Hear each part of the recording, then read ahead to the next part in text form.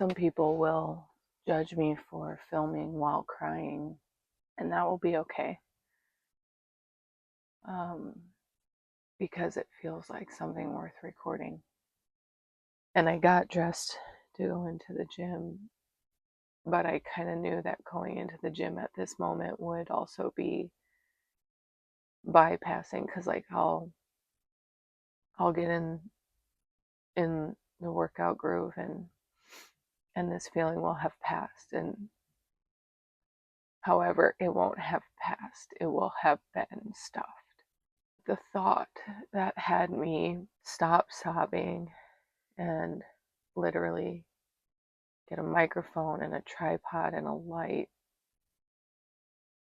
was that I hope I hope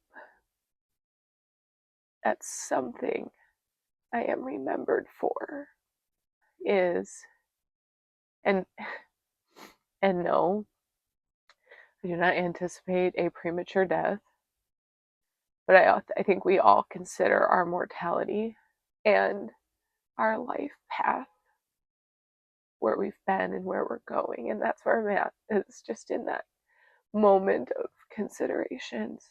I am very committed to being one of the most reliable people you know. And when I say you, I mean you. As in, I don't know who will watch this. And I don't know if I know you. But something I've committed to personally and professionally is that I am consistent and reliable. I am someone you can count on. That may not mean proximity.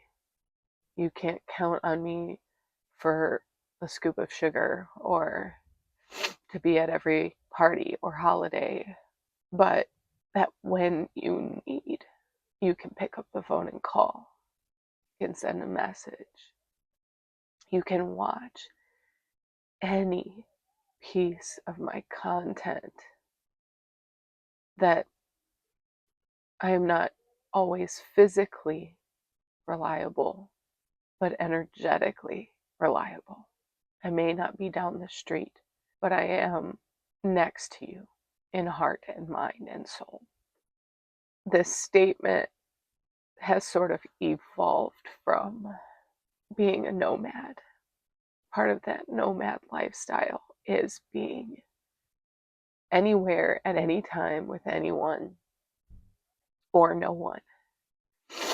And I love both moments with and without people. I'm going to do a little bit of storytelling.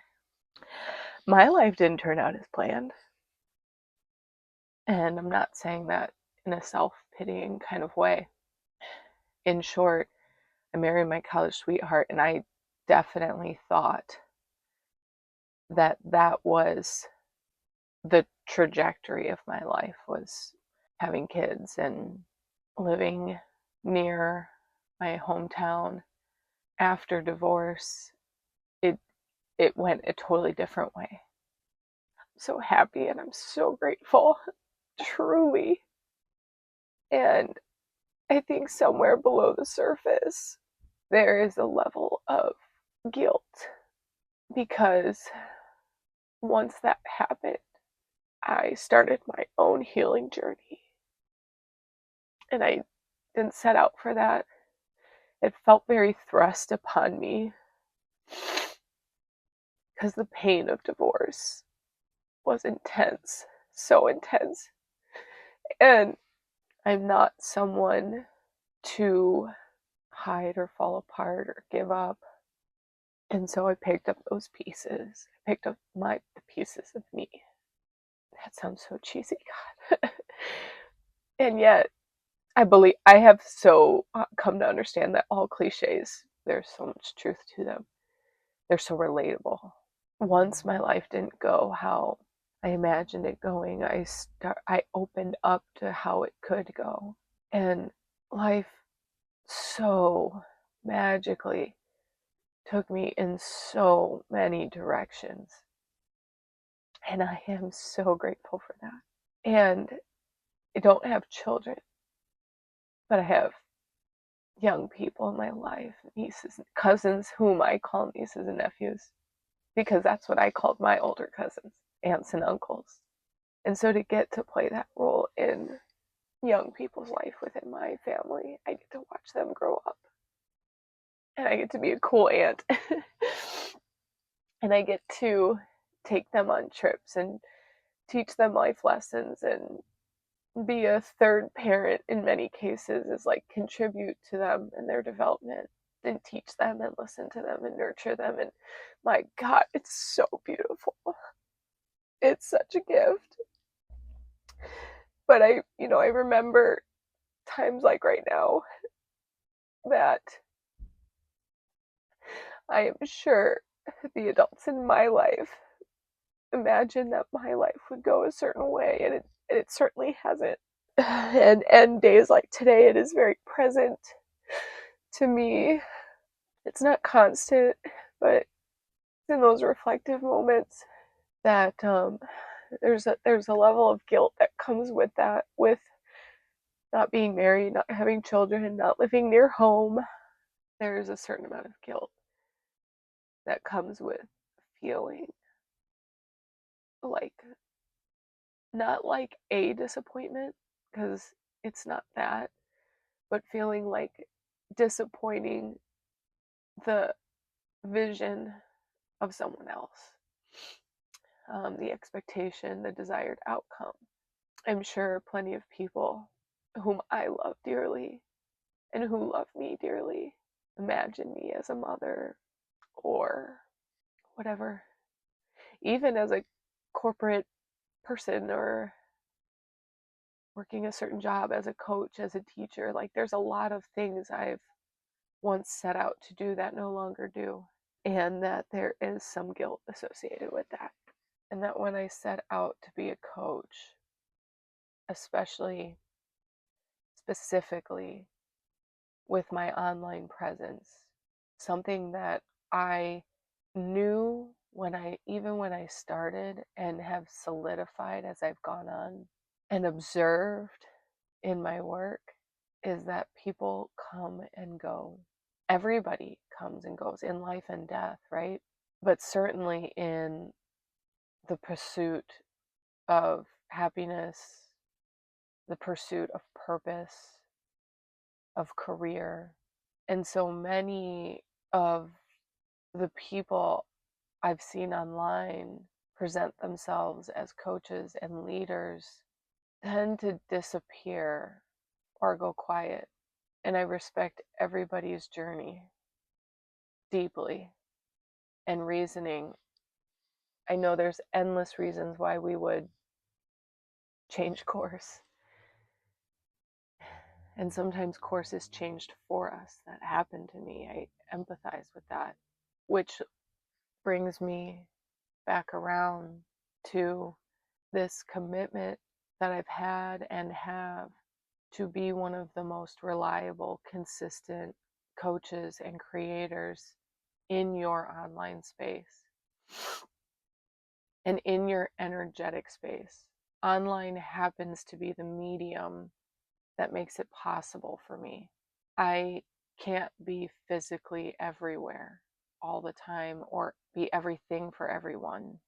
And I think that's what's important about what felt important about recording this. It's not about being everything you need all the time, but that you can always count on me being me being myself. I had this really special moment at a retreat I was hosting. It was 2022 or 2023. And I graduated college in 2011. And one of my college classmates attended this retreat that I hosted. And after a couple hours of being at the retreat, she looked at me. She's like, "You're still the Abigail I knew." In fact, she used Abby because I had always been Abby back then. In fact, Abby just takes me back to that student athlete mentality and identity. And that's how so many people know me. Something I learned and have observed in helping raise these little kiddos is so circle of life, because you look at these little kids and you're like, oh my God, I love you so much. And then they grow and they become whoever they're going to become. But you, from love or maybe something else, you love them as they are, you see them as they are, and then you start to invent a future for them. It's pretty intense. What I learned through transformation, while we are going through change and prioritizing our self-development and our evolution and like a death and rebirth, we are taking away someone from the people that love us as we are. And there's so much guilt and grief in that that I can't quite articulate here. I'm clearly speaking in circles and I don't care. But as we evolve, because life changes us and evolves us, and we change and evolve and grow. And for me, the more I've been exposed to, the more I've been exposed to, the more I've been exposed to. And so my life has just taken this like forward only motion. And I really love that, but it's led me to places I never planned to be or could have imagined. I didn't set out for this.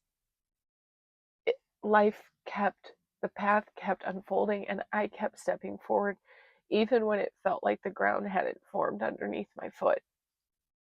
And it was so scary and freaky, and that stomach drop feeling. And I love myself, and I'm proud of myself, and I'm fascinated by myself.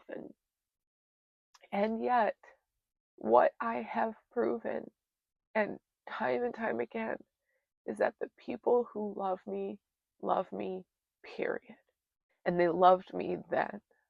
It's not that they don't love me now, but I definitely have observed or even very explicitly been told that the old me is missed. And I don't fault anybody for that, because I understand. And watching these kids grow up, love them. And then they grow, and then they develop their identities. And identities change, right? We all know identities change for ourselves and others. But we care for people who we care for, and we love them. And we love them through every phase. And it feels good to be loved by people through every phase. And sometimes it hurts to feel rejected in new phases. But you have to develop that sense of self so clearly that you can see through other people's grief and love people through their grief of missing you, and maybe even wishing a different version of you back. But when that college friend told me, you're still the you I remember, it doesn't really matter what identity you embody. Maybe you tolerate less, maybe your standards have changed, maybe your preferences have changed, your style has changed, but at your core, you are always you. And what I feel is true is that the older you grow, the more you shed inauthenticities and the more authentic you become.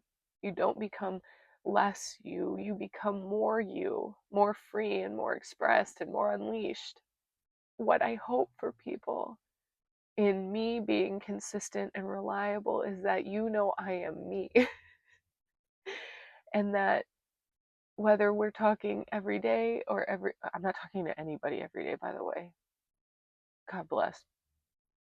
But unless we're talking every week or every month or every quarter or every year, that if you needed support and love, that it's here. And whether it's through direct contact or my direct content, I show up with that commitment every single time. I don't create to create. Well, that's not true, because I create because I have a message. I create because it's like breathing for me. But I don't create slop. I don't create just because it's Tuesday and I'm supposed to post. I create because it is the blood in my veins. And to teach and to guide and to love and to shine and to activate that within others. I can't imagine not. It feels so intense sometimes to not have an identity that someone might have imagined for me. Or I will say something because I've been speaking mostly past based, but I can say in the future too, part of my fears of growing online, I've been able to keep it small and intimate and deeply connected and deeply authentic. And I've often feared that the more I grow, the less connection there will be in who interacts with my content. And like any human, I fear criticism, or I certainly don't want to be talked rudely to, or criticized, or judged, or canceled, or anything like that. And so I've avoided some of that risk by not pursuing intense growth online. But I have felt called to, and I have certainly resisted it. And I think this new season of growth, the same way I'm looking back and into the past of, okay, I didn't become a mom and a wife and a suburban corporate employee person. And again, to each their own. I think that's a beautiful life. I aspired for it. And my tastes and preferences have been changed, and it's fine. But as I've had a taste of growth in my career as a coach, I didn't like that change. It felt like I was being pulled away from the people I serve, and I didn't like it, so I stopped it.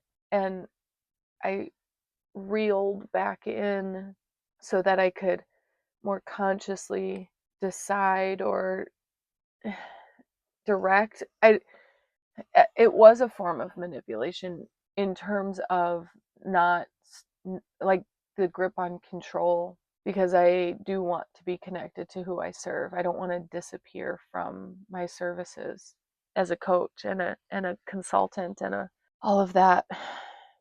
And with each call to growth, there is fear and concern and grief and hesitation about who will be disappointed by that growth and who might be harmed by that growth, because I never set out to hurt or harm. Whenever you change a structure or a system, it has its effects. And I respect that and I take it very seriously. And this stuff has been on my mind for more than months at this point, years.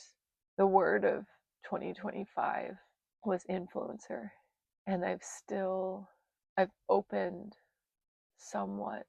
I've certainly gotten more serious about my craft. And I have felt these emotions brewing and stirring and dislodging to be alchemized, to come up so they can come out. And so here I am crying on a camera. I don't know if I need to defend it, but I've always wanted to send a general broadcast to people who make fun of others crying on camera, that criticism only carries weight when you take it out of context.